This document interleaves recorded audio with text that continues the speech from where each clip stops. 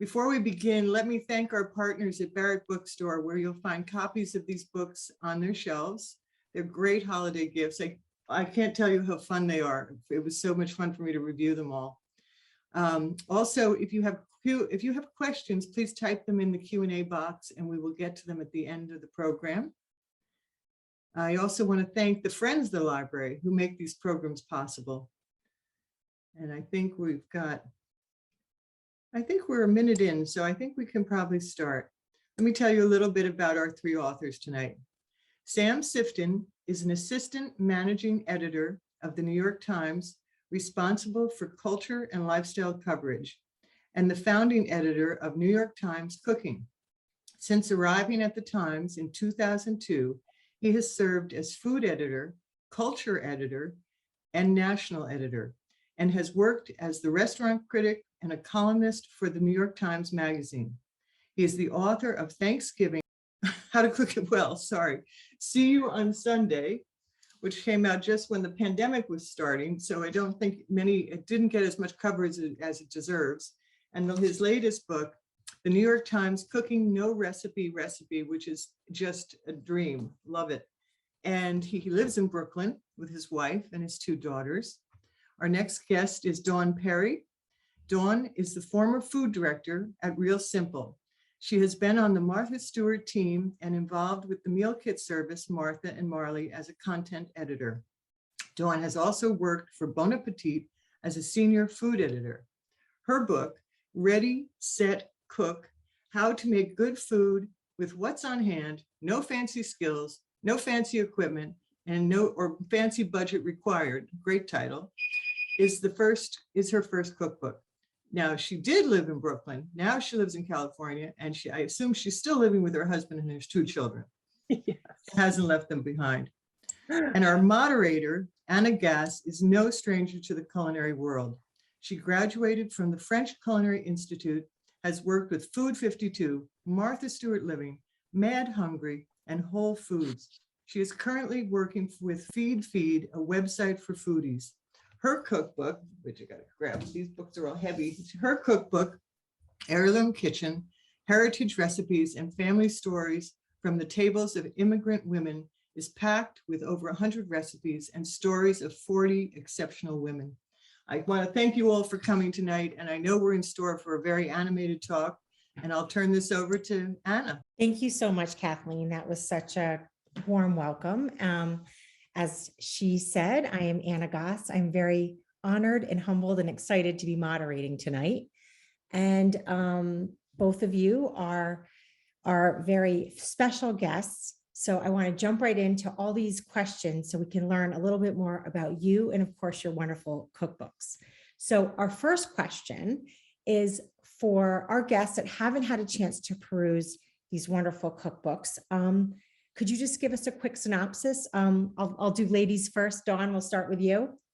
Sure. So Ready, Set, Cook is really all about what to make with what you have on hand. So it's part store-bought pantry suggestions, part homemade staples, and then how to put it all together. So it's very much about using what you have access to, and kind of getting creative with what you already have.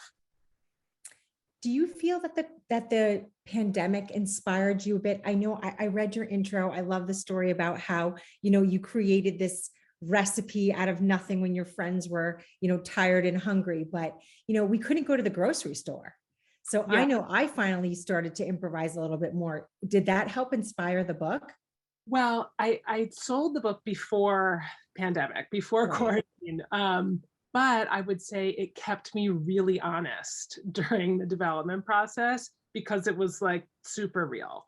And we were all very aware of what everybody had.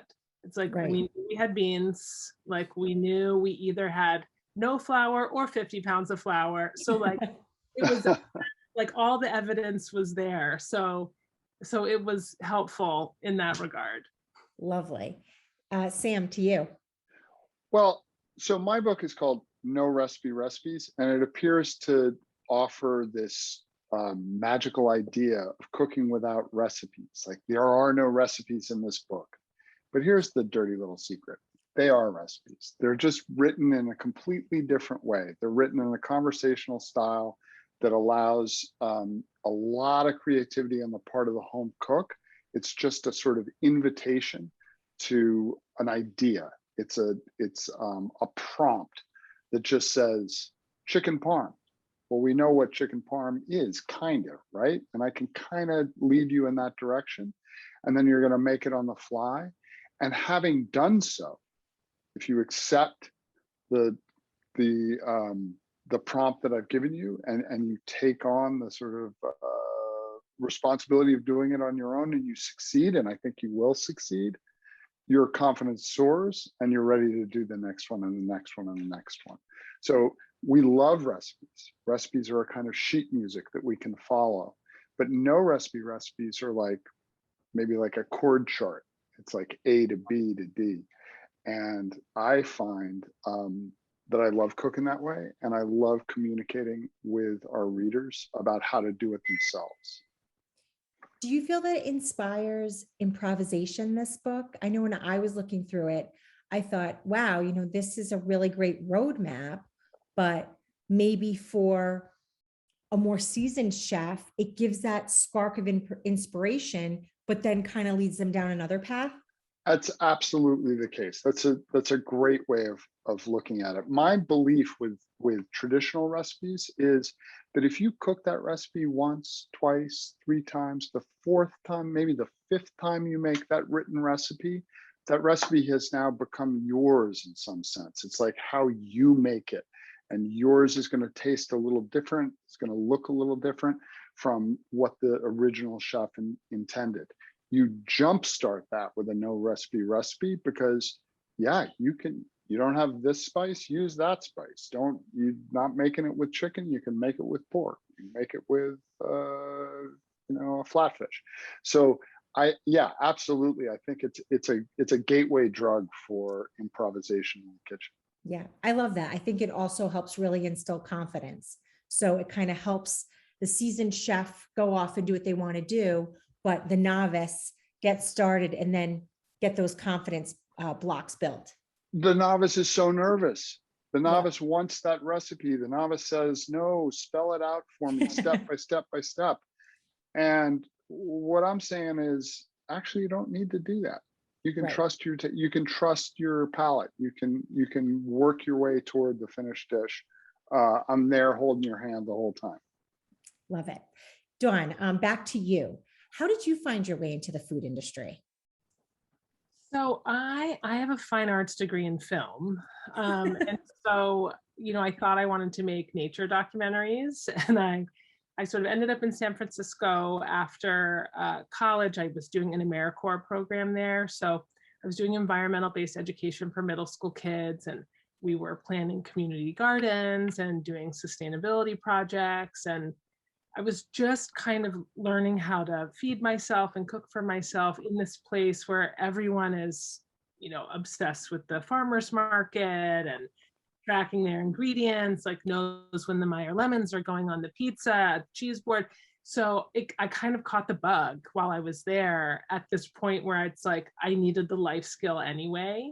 So I went to culinary school there, and then I worked in restaurants and as a private chef before I got into magazines and writing recipes. I love it. Sam? I don't know that I'm in the food industry. I'm in the journalism. I will say this, that I cooked professionally and before my career started. I started working on the line in restaurants when I was in college. And what I discovered in the world of restaurants is that food is really a road into talking about anything. Food is culture, food is politics, food is economics. And as I began my career in journalism, I thought, boy, I'm glad I know stuff about the kitchen. I'm glad I know how to cook. I'm glad I know how to do this stuff, because I can have a conversation with anyone, from a politician to someone who's incarcerated to home cooks, to anyone. Mr. Bus Driver, what'd you have for breakfast? I can begin a conversation that will lead to storytelling. And I just kept that in my back pocket the whole time. Whatever I was covering, whatever desk I was running, I was always out talking to chefs, talking to home cooks, trying to harvest recipes to bring the delicious to our readers alongside whatever the news happened to be. And jeepers, it became a career. Right, right. I mean, I think when all of us got started, it wasn't, I don't know the right term, but it wasn't so in vogue to be, a foodie. Whereas now it's, No, it was a blue collar job. Exactly, It was a exactly. Now it's, back-breaking blue collar job that, yeah. that paid in cash at some places. It was very exciting. It was like Exactly. journalism itself, a lot of adrenaline. Okay, well, speaking of journalism, because I think it's safe to say you're both very much in the food journalism world, social media, and of course, all the food networks. How do you think these different channels, and there's many of them now, how do you think that they affect the culinary world? Dawn?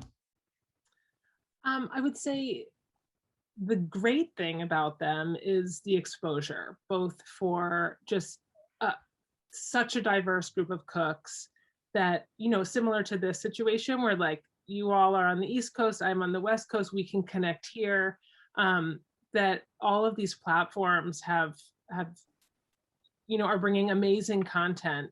And not amazing content sometimes too, but like are really exposing us to cuisines that we might not be familiar with ingredients we may have never used before.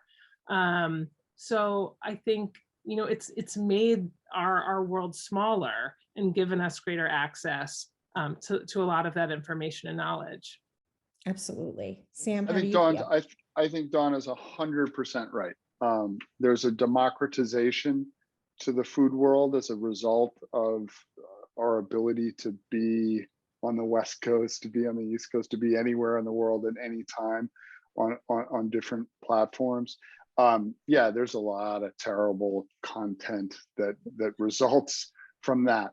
But boy, look at the opposite. Look at the chance that we have to discover, as Dawn says, new ingredients, new techniques, new cuisines, and to share them widely. As a reporting tool, it's just amazing for us to be able to dive in and really look at the times, to really look at like what's going on. Wait, birria tacos are all over Instagram. So what does that mean? Where did they come from? What is the source of all of this, and how is that dish or that technique or that cuisine, how is it being co-opted by the mainstream? How is it being interpreted by people on the West Coast and the East Coast, abroad? And it's pretty exciting because it allows more people into the conversation and enriches the conversation along the way. And that's not to say that there's not a lot of terrible bacon explosion stuff that you got to go through as well. But on the whole, it's pretty great for what we do. Yeah, I mean, Sam, I don't know if you find this with your kids. I know, Dawn, you still have little ones, but my daughters are constantly coming to me with things on the dreaded TikTok, but they're like, Mom, like birria tacos or something else that they found before I've even found it. And they're, like you said, expanding that food world that, I have a 12-year-old that, again, a budding foodie, but also has her, her ideas and is on the pulse of what's going on. Absolutely. And I love it. It's incredible. So let's stick with birria tacos for a minute. Tejal Rao, one of the reporters for the New York Times, was on this story early and was reporting it out and tracing birria back to Mexico and trying to figure out, like, how did we get to this point where, soccer moms and dads are making birria off of TikTok with their kids, and is this a good or bad thing? My kid comes to me and says, like, look, we need to watch these 7 TikToks and then you need to develop a recipe on the fly. And so I, bald white guy from Brooklyn, with my little blonde daughter, end up making birria tacos that are 100% authentic to our experience, which is TikTok. And they were fantastic. So isn't that exciting? I think it's possibly exciting. There are downsides to it for sure, but in that moment, cooking with my daughter, discovering something that, I mean, authenticity is a lie anyway, right? So that experience of that meal and that kinship that I had with my kid making that food, that's pretty special. And that's absolutely now. That's special for us now. And for a moment, right, you got to be really cool, because I like it when I get to feel cool with my kids. Oh, I was super cool. You were super cool for 5 minutes. Super cool. All right. Well, speaking of that, and this, life that we live, and children and work, how do you keep the pace? Sam, obviously you're writing, you're watching TikTok with your kids, you're doing all these different things. How do you kind of manage that? I'm not sure that I do. No tips here? It's just typing and fear. I live on adrenaline. I mean, I said early on that, I found my way into food working on kitchen lines. And what I liked about that was the adrenaline of it and the excitement of it.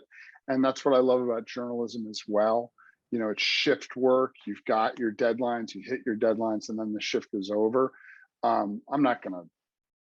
got a lot on my plate, but I love to do it. And I just bang, bang, bang, bang, bang. And then it's done and I can collapse. And it's not for everyone, but it's a lifestyle that I quite like.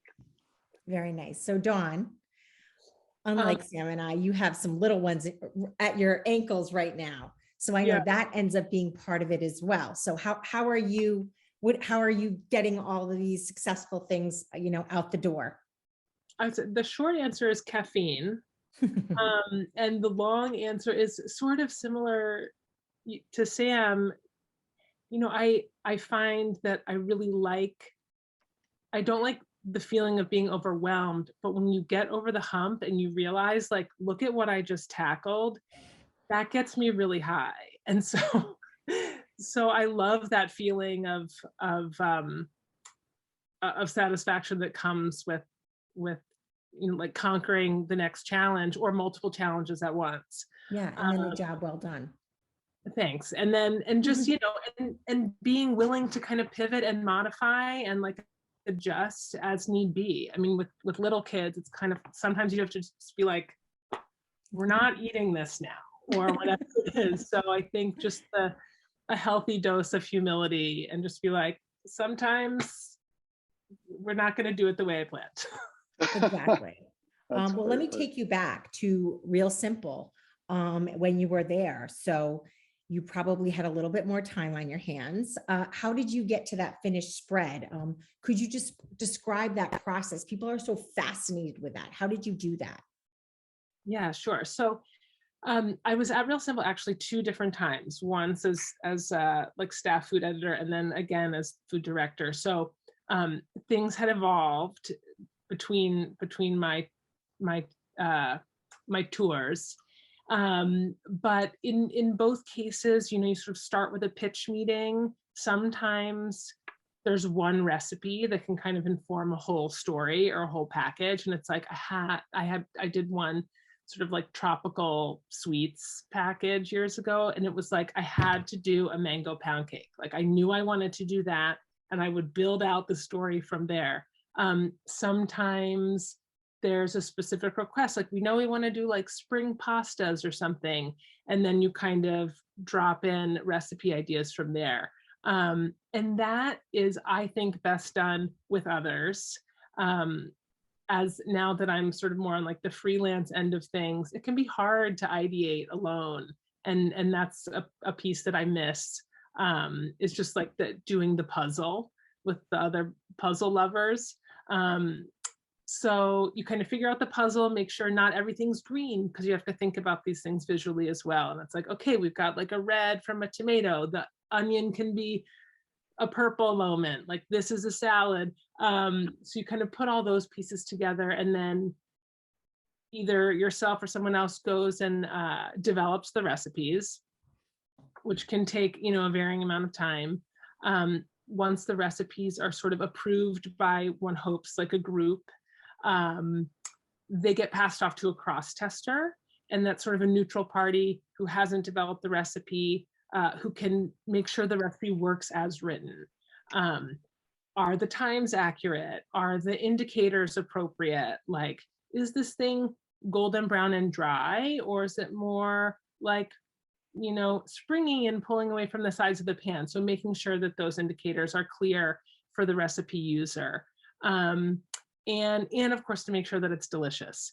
So once it checks all those boxes, it would go off to be photographed. Sometimes that would happen off-site. My second time at Real Simple, we were working with the food studios in Birmingham that did an amazing job of managing this type of work from many brands.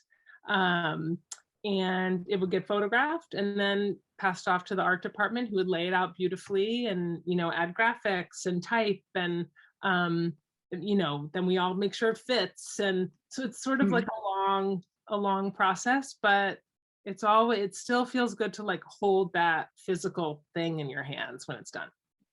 And I think what people don't realize is when they're looking at a piece in a magazine or, in the Times or wherever, so many hands have touched that dish in so many different ways, which I think is what makes it so special, because it is such a collaboration of so many people, like you said, the puzzle lovers. So just know the next time you're looking at an article or, a piece or a beautiful photograph, that there were just so many hands involved in that process. For you, Sam, one of the hats that you wear is working with famous chefs to develop their recipes, which people might think is easy, and it is the exact opposite, I would assume. I'll let you speak to that. No, you're absolutely right. I think that if we were to compile a list of bad recipe writers, chefs would be very high on the list, very high. And there's a reason for that. And the reason for that is that chefs, when they are communicating how to cook a particular dish, are generally doing so with professional cooks who work for them. And they share a language and an understanding of how things work. And so it's very simple for a chef to say, sweat the onions in the rondeau, and then do this, and then make a hollandaise, and do that, and shred the duck, and you should do it a la minute, and make it soigné, and do all this stuff. And everybody in that conversation understands exactly what she or he is saying, unless that person is a civilian or a home cook, in which case she's totally confused. Like, what's going on here? So you ask the chef, could you write the recipe? And the chef writes the recipe, and it's incomprehensible to the home cook and cannot be made by a home cook, cannot be made by me. So what do? I go back, I say, just cook it. Just cook the dish, and I'll watch you. And I'm going to ask a lot of questions, very, in their business, like a journalist often is. And through careful reporting and observation, lots of note taking and photographing, I can get to a point where I generally understand how the dish should be made. And I definitely know what it should taste like. And then I can go and develop the recipe in a way that it can go into a system that's very similar to the one that Dawn described, where recipe testers and recipe stylists and the like can bulletproof the thing so that we know that it can be made at home. And to tell you the truth, that's where the seed of No Recipe Recipes came from, was my conversations with chefs, and all the time I've spent in professional restaurant kitchens just saying, hey, I refuse to call them chef. I don't work for them. Hey, can can you show me how to make X dish or Y dish? And then just watch it, take the notes, run home and see if I can play it on my little ukulele and figure out how to make it into a song. But I've also had that experience over the phone where I've had a dish in a restaurant, the next day call the chef, he talks me through it, she talks me through it, and then I do the same, and we can get pretty far there as well. The important thing, and I say this to everyone on this call, the important thing is never to ask them to write the recipe down, because if they do, you're in trouble. I have to say, I've just had an epiphany that professional chefs and nonas, abuelas, grandmothers are exactly the same. Yes. Because my process was exactly the same. It's like, wait, write something down. It's this, this, and this, their own language. So it's very fascinating that our grandmothers, and then those that have gone through many years of culinary school and lots of restaurant work, are exactly the same. So I love that. Real quick question for both of you. If you had to pick one food idol, who would it be and why? Dawn. Oh gosh. A tough one. I'm gonna say Ina Garten, because I had the pleasure of working with Ina for very briefly, about 15 years ago, and she was so fun. She's so like authentic before that was a buzzword. She's really warm, and I just remember watching her sort of do her show, and it's like it's her just with the volume turned up. And I saw her just sort of envelop everyone involved and be welcoming, both like in real life, and I think that's what her food does. It's really approachable and easy to love, and I want to be that. I wholeheartedly agree. Jeffrey is a lucky man. Yeah. Sam, to you. I guess I'll go in a slightly different direction, not toward broadcast journalism, but toward the printed word, and say Laurie Colwin, the writer Laurie Colwin, whose writing about food is so emotionally astute, and operationally helpful. I just, as a kid, and I'll tell you the truth, Laurie Colwin worked for my mom. When she was young, and I got to go to her apartment in the West Village when I was a little kid, and she was a young woman working in publishing, on the cusp of publishing her first novel and becoming relatively famous. And I got to see her cook in a tiny one-bedroom apartment with a fireplace in the West Village. And it was the most kind of exciting, romantic thing I could imagine, to be able to create this kind of incredible food in a tiny, tiny kitchen. And then later, as a grown-up or as an adolescent, and then as a grown-up, to discover that she wrote about it so beautifully and was able to make that experience one that was understandable to a much wider audience than her neighbors on West 10th Street or whatever. I was like, I want to be able to do that. I'd love to be able to. She's a good cook. Is she the greatest chef in the world? Probably not, but she was a really, really good cook, and you'd never forget a meal she made. And I thought that's worth aspiring to. It's worth aspiring to writing sentences about food that are good enough that people will remember them for more than 10 minutes. Yeah. and come back to them again and again. So she was an idol from the beginning, and I choose her again tonight. Oh, lovely. Just changing course a little bit. Obviously, I think all of us are very mindful right now of the fact that global warming is having its effect, right? Especially more than maybe when we were children. How do you think it is currently changing our food world, Dawn? I was like thinking about this question over and over and over again. I was like, I don't have an answer. I mean, only that it's like the answer is so big. Right. And it's hard to either put into words or make succinct.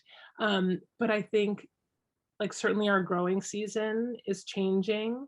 We're experiencing extreme weather that's not only affecting growers, but also like our supply chain and shipping things from A to B. I've been shocked recently to go into the supermarket and everything's in plastic. Everything is in a container. And that has really surprised me. And I think there are undeniable changes happening. I think we have to do our best as individuals to make changes where we can make changes, whether that's shopping your farm stand, going to your farmer's market, growing some of your own vegetables, even if only to have an appreciation of what it takes to like get a bean to grow, which is challenging. So I think whatever we can do to sort of take stock of our own footprint, because it's happening. It's like, even if we do better, we can't turn back the clock. Right. So it's quite a scary and overwhelming thing for me to think about, especially with little kids. So I think we have to try not to be overwhelmed and do what we can in our communities and in our homes to reduce our impact. Sam, how do you feel about it? I think Dawn's answer is an excellent one. You know, I reflect on the fact that we're, you know, just last week or the week before COP26 was in Glasgow. And if you really drilled down into the coverage of that climate summit, what you had was a lot of incredibly smart young people, teenagers and above, yelling at world leaders that we are at an inflection point where real change has to happen, and very, very quickly, or we're not going to be able to mitigate the global warming and have it just be 1.5 degrees by 2040 or whatever it is. And I was so struck by that and thought, okay, how does that affect us in the kitchen? How does that affect us as we try to feed our families? Dawn's right. It is overwhelming. And you can't just, or a lot of us can't just turn and say, well, you know, I'm not going to eat beef anymore because eating beef is super problematic for the environment, which it is. But I got little kids who want to eat beef, or my father-in-law wants to eat beef. So what do you do about that? Well, you seek ways to as Dawn pointed out before me, to kind of reduce your carbon footprint. And that means shopping locally. That means exploring what proteins and vegetables you can put on your plate that come from close to you. You know, I mean, we're speaking to the good people of Darien. Like, there are incredible clam beds outside of, I hope outside of your windows, if you're lucky enough to live in the 5 Mile River and look out onto Long Island Sound.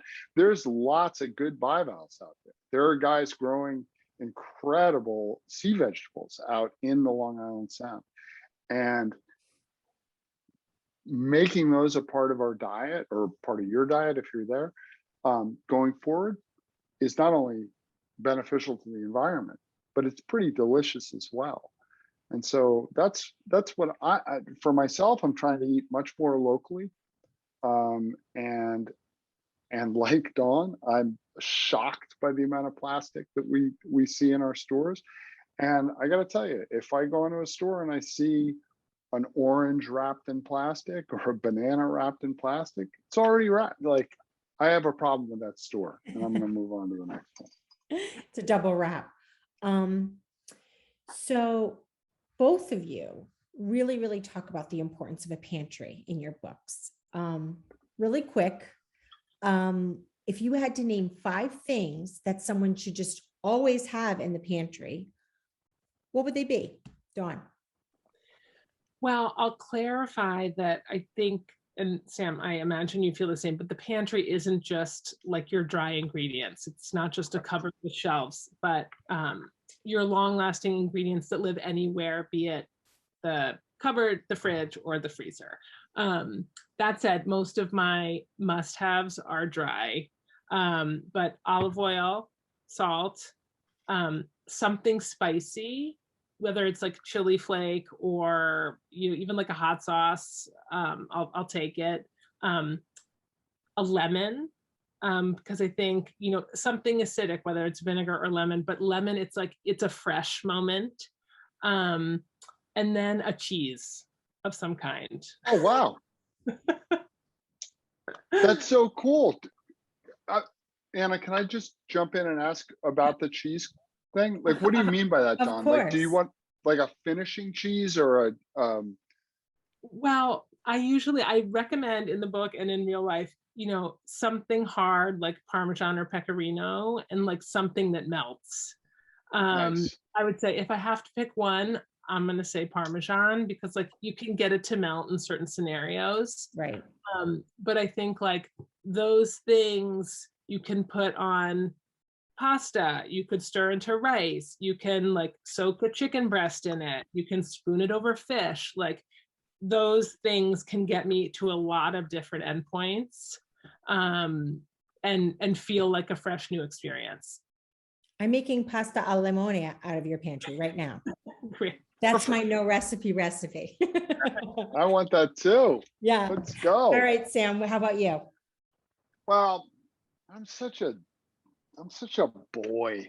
It's like I mean, like I have to have mayonnaise in the fridge. I can use mayonnaise in so many different ways. It's gotta be there. I like to have fermented stuff, so pickles or kimchi or something that's got that kind of acidic brightness, that kind of turned feeling. I use that all the time. Absolutely need to have various hot sauces and chili crisps, whether like I like a textured hot sauce, whether it's like a velvety Frank's hot sauce jam or the chili crisp with the little bits of numbing Sichuan peppercorn in there. If anyone were to put Tabasco in my pantry, I would throw it out. Not a Tabasco fan. Too vinegary and problematic. Dawn's right. Lemon or lime, lemon-lime vinegar. I've a number of different vinegars that I like to go to for a sherry vinegar vibe or plum vinegar vibe. What else? Tortillas. Tortillas are always available. You can use them across a lot of different cultural things. And now I want to bring a little fire into the discussion and say, recently, because not recently, I guess about a year and a half ago, I was testing some recipes where MSG was used, monosodium glutamate, and the monosodium, the container of monosodium glutamate that I was able to buy for this test 18 months ago was like 24 ounces. It was a huge amount of the stuff. And so I keep in the fridge. Do you have to keep in the fridge? I don't know. Maybe you could just maybe it's just like salt. I don't know. I keep in the fridge, but I've been adding that judiciously. It's just it literally is just like umami. And it's a little bit of a secret weapon if you're like a pretty good cook who's not a great cook. It's amazing. So, and all that stuff they tell you about headaches and allergy, that's all a lie. It's all a racist lie. It's a natural thing that exists in the world and it works really well. And I encourage you to experiment with monosodium glutamate. All right. On that note, do you think the world, since we did discuss TikTok and also, do you think the world of the complicated recipe, let's say a la Julia Child, do you think there's room for that anymore? Has that vanished?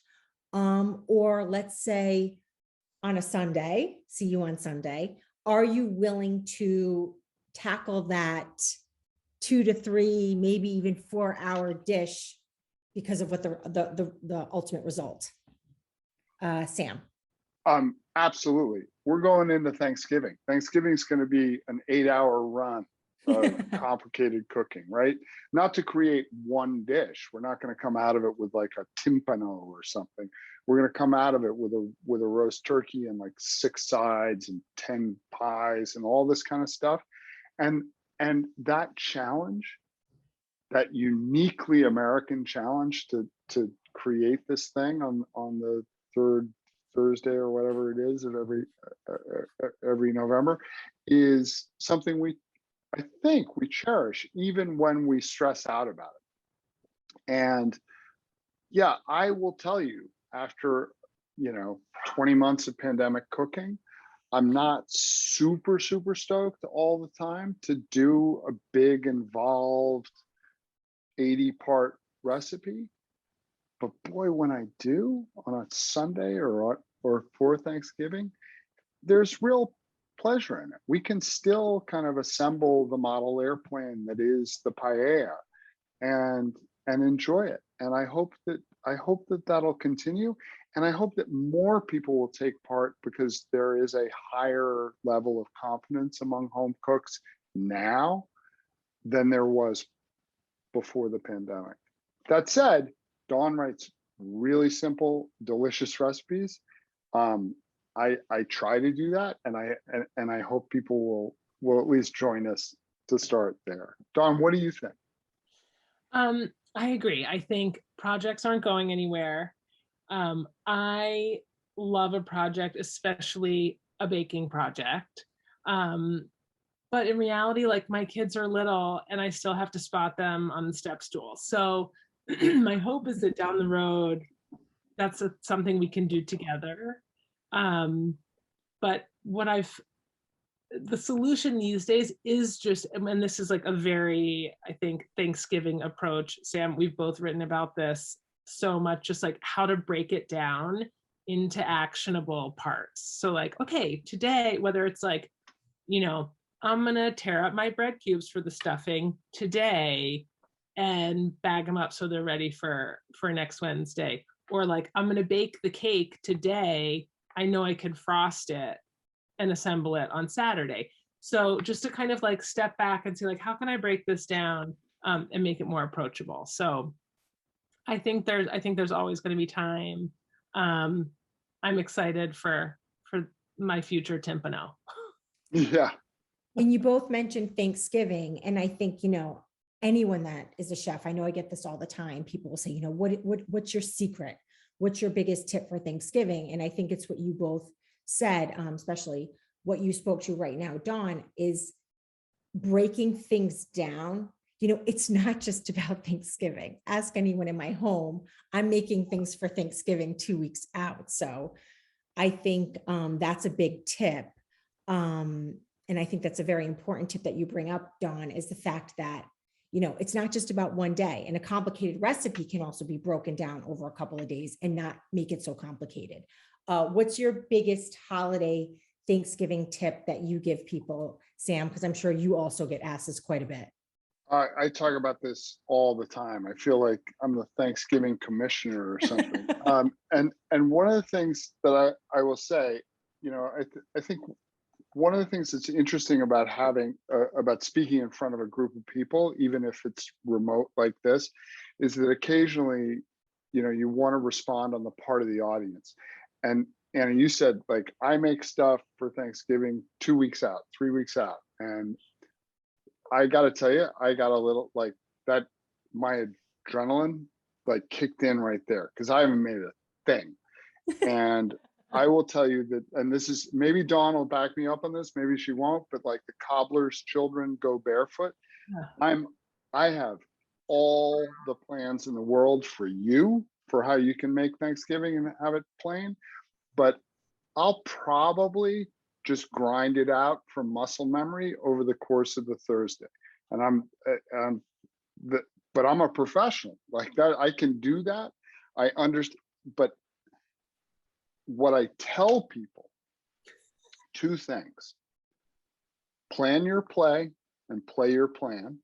Like, just have it set so you know what you're doing. And I will do this even if I start at 6 a.m. on Thanksgiving morning. I'll have my list and I'll knock it out serially. The second thing that I always say and want to say right now is everything's going to be all right. It's fine. It's going to work out. Everything's good. Everything's good. You're not going to change anyone's behavior on this day, so don't expect to. They're going to be who they are when they come to your house. You shouldn't be surprised. They've let you know who they are. They're going to be that person. And you're going to make your food and it's going to come out. And maybe it's going to be 20 minutes late or an hour late, or maybe the turkey's going to be done an hour early, in which case, fantastic, because it's going to be just fine. And we've all got to just, those of us who are cooking, have to just take a deep breath and understand it's fine. We're together. We made it. We're here. And that relative who is always that guy, you got to let him be that guy. Put an ashtray on the porch and send him out there. I think those are just life, really good tips for life in general, not just the holidays. It's let just people be who they are. And also I heard, do as I say, not as I do. I kind of heard that too. Yeah. Yeah. All right. Well, I can't tell you what an honor this was and how fun this was for me to listen to the two of you. And it was just such a joy. You're putting beautiful, very thoughtful books out into the world. And we need books like that. We need books that inspire us, that, you know, all three of the books that we've talked about tonight, I read cover to cover because I do that. I read cookbooks like books. I'm sure you two both do the same. And I very much encourage everyone to check out these books because they're special. And there's a lot of stuff out there, and there's a lot of recipes out there that don't work. And these are two people that make sure that anything that they put into print, as Ina would say, is fit to print. So I am going to turn it back to Kathleen, who is the tech guru and can answer the questions from the audience. I'm sure there's plenty. And once again, thank you both for your time tonight. Time is precious, and we appreciate that you were here. Thank you, Anna. That was great, guys. So many fun questions and answers. And we've got a bunch from the audience. I'll start with, someone asked, if you were giving advice to a first-time visitor to New York City, and we'll say LA too, what food destination would you suggest? Dawn, you want to pick that one up? Oh, you. Wow. Wow. I know, Okay, so it's your first time. I won't do LA. Although in LA, I would probably just send someone to In-N-Out Burger. In New York, if I was a first-time visitor to New York, where would I send someone? Gosh, I mean, it's like you want to send them to somewhere amazing that is so quintessentially New York. So that's like Katz's on Houston Street, or Russ and Daughters also on Houston Street, or to New York Noodle Town, or to Gray's Papaya on 72nd Street. I mean, you'll notice I'm not going to any fancy places for a first-time visitor to New York. I just want them to get an understanding. I also think pizza is a big part of New York City life, so you'd want them to get a kind of classic, you know, John Travolta in Saturday Night Fever slice. I might make them go to New Park in Howard Beach, Queens. Like, that's a long ride for your first, because I assume you're not staying in Howard Beach. But boy, what a great pizza. It's the most incredible. Just tell them to call me. That's my answer. Dawn, where are they going to go in LA? Are you even in LA, or are you in the Bay Area? Well, we're in Malibu. Not bad. It's very beautiful. We're in like a mobile home community, sort of looking over the beach. So it's very special. We landed here just by luck. So I would, well, my short answer is Broad Street Oyster Company is sort of like our go-to here, like and close to home. And I would pick up whatever you want, like a lobster roll, pick up oysters and go to the beach. I know that's like a lame answer, but there really is something grounding about digging your feet in the sand, and eating something that was made by people just across PCH. So I don't know. I also feel like when you're in the place, you kind of can't go wrong. Like whether something's recommended to you or you just happen upon a place that's never been written up, it's like the best. You're in a new place, it's a new experience. And but yeah, mostly call Sam. All right, here's, this is for you too, Sam. Sam, your lines in the newsletter, like it's nothing to do with sage leaves or summer sausage. Where do they come from? Are you flipping through a food dictionary, cookbooks? I love them and find them inspiring. And I even look up what they are when I am unfamiliar. Oh, that's so nice. Thank you for noticing that. One of the things about writing a newsletter, and I write a newsletter for New York Times Cooking 4 times a week, is that I find that if a newsletter is going to be successful, it has to be real. It has to actually, it can't be rote. It can't be boilerplate. It can't be the same thing every time. That's what I tell myself anyway. And so I made this commitment early on that I was gonna, everything that you'd think would be boilerplate, how to get in touch with us, how to subscribe, my transition from writing about recipes to writing about culture, that I would write it new every time. And so the big transition in the newsletter always is from the recipes to the now, comma, and I say it's nothing to do with X or Y, but I'd like you to watch this movie, listen to this song, virtually visit this gallery or what have you. And those are a pain. Those are hard to come up with all the time. But that phrase, nothing to do with fried sage or pithiers or whatever it's going to be, is this one amazing moment for creativity in my day where I don't flip through anything. I sit and look at the blinking cursor. And I wonder, should it rhyme? Should it be together? Should it have something to do with something that has come beforehand in the newsletter? And generally what I want it to do is have, this is where writing is like music. I want it to have a kind of rhythmic thing that somehow talks to me in some way. So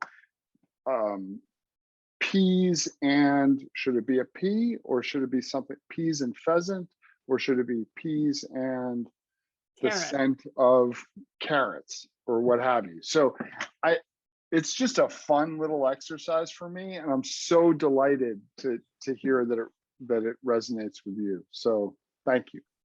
Here's one for both of you.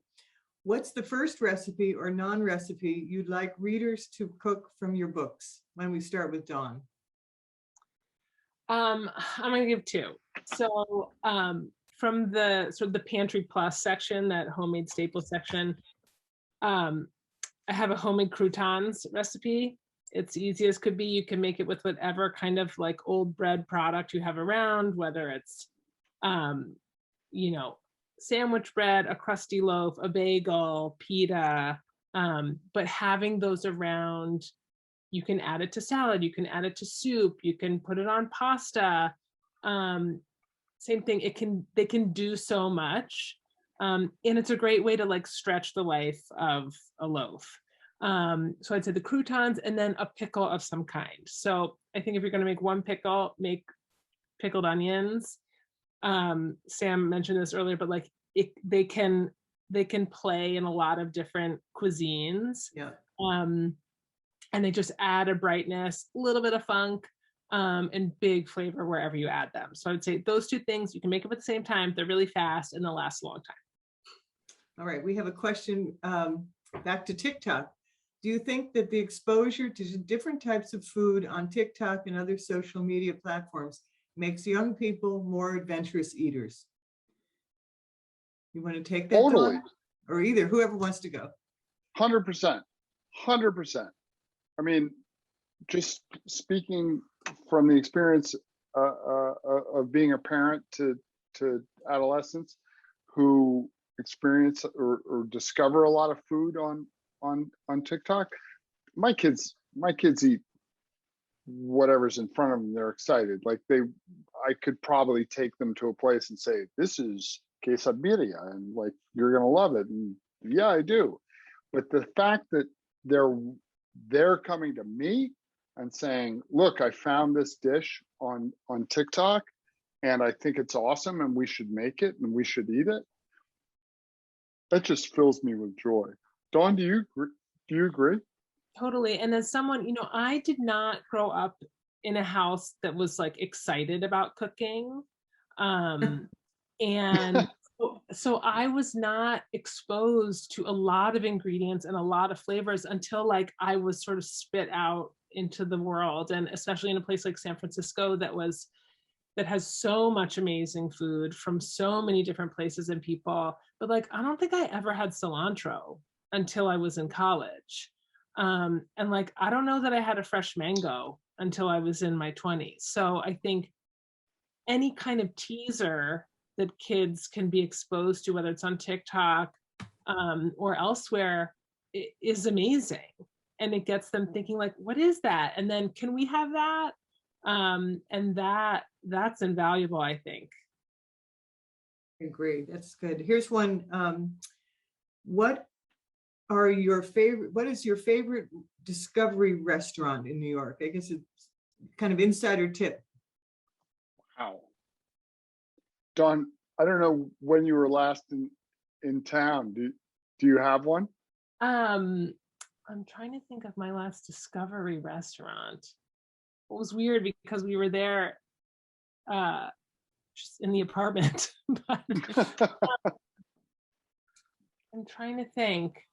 I'll jump in. Jump in, and then I can jump in while you're thinking, because this is an answer that marries the question about TikTok to this question, which is, my kid was like, listen, I found this dumpling restaurant in Brighton Beach. It was on TikTok. These dumplings look amazing. We've got to go. Okay, honey. She's going off to college. I'm going to be in an empty nest. I would have taken her to the moon if she wanted to. So we drove down and ate a lot of dumplings of different sorts from this Ukrainian restaurant in Brighton Beach. And I was like, this place should be the most famous restaurant in the world. There's no one in, like, where everybody's masked. It's super difficult.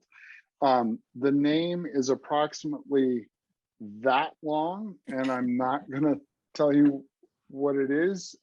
We can figure it out and send it back to the Darien Library, because I don't want to butcher it. I know exactly where it is on South 2nd Street, right off Brighton Beach Avenue.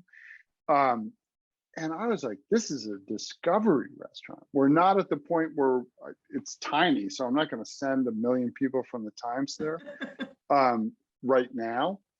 But boy, I can't wait to get back there and try all of these different they're tiny. Like the amount of labor into making a dumpling the size of a thumbnail that is perfect was amazing to me.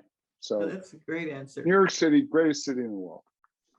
Dawn, did I stall long enough? Do you have one? Yeah, I mean, it's so hard, but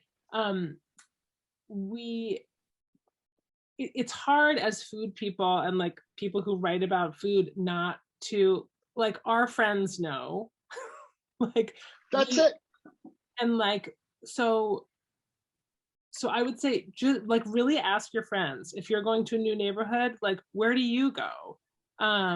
And I was living in Bed-Stuy before we moved out here, and there's a tiny ramen shop even deeper than where we were called Nana Ramen, and it was just sort of like I had not seen it written up, I had not seen it talked about. It's the most wonderful, warm, cool, local neighborhood spot that I wouldn't have found out if my friend Leah had not been like, you got to go to Nana Ramen. So I just say, like, ask your friends. Yeah, that's great. And it will always be a new discovery. Right, we only have we have one more minute, and what was the question? Let's see. Sam, we've done a bunch of these. Oh, I know. So can you tell us about your cookie business that you started during COVID? Because we haven't really talked about that. Sure, thanks for the plug. It's called Super Kind Cookies, and very much inspired by the cookie recipe in the book, which I think I made like 20 times to get just right while I was developing the recipe. And doing so, I was like, we should really take advantage of this IP. So at first I thought like, oh, maybe, there aren't a lot of like butter-based break and bake cookies, in the refrigerated section. But like getting into the refrigerated section of the grocery store felt like really overwhelming. So when we moved to LA, we started using, under a cottage food license, baking out of our home and delivering warm cookies around the greater Los Angeles area. So put a lot of miles on our car.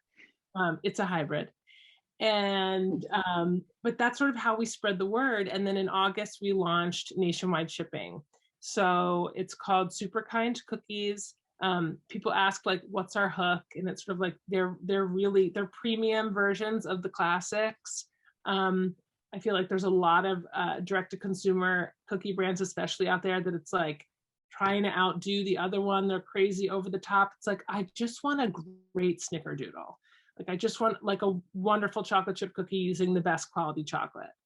So that's what we're trying to do. But superkindcookies.com, great for all of your holiday needs. We do corporate gifting as well. So it's been a great. Sounds great. Sounds great. Well, we have reached the end of the hour. I want to put these up again. There's Sam's and here's Dawn's, and they're both with Barrett Bookstore. And let me get Anna's. So think about them for the holidays. All three of these books are terrific to have on your shelves. And I can't thank you enough. You all made it so much fun, and I'm sure we're all hungrier for the hour that we've passed. But have a great holiday, and thanks for helping us at Darien Library. You bet. Thank you. All right. Good night, everyone. Thank you, everyone.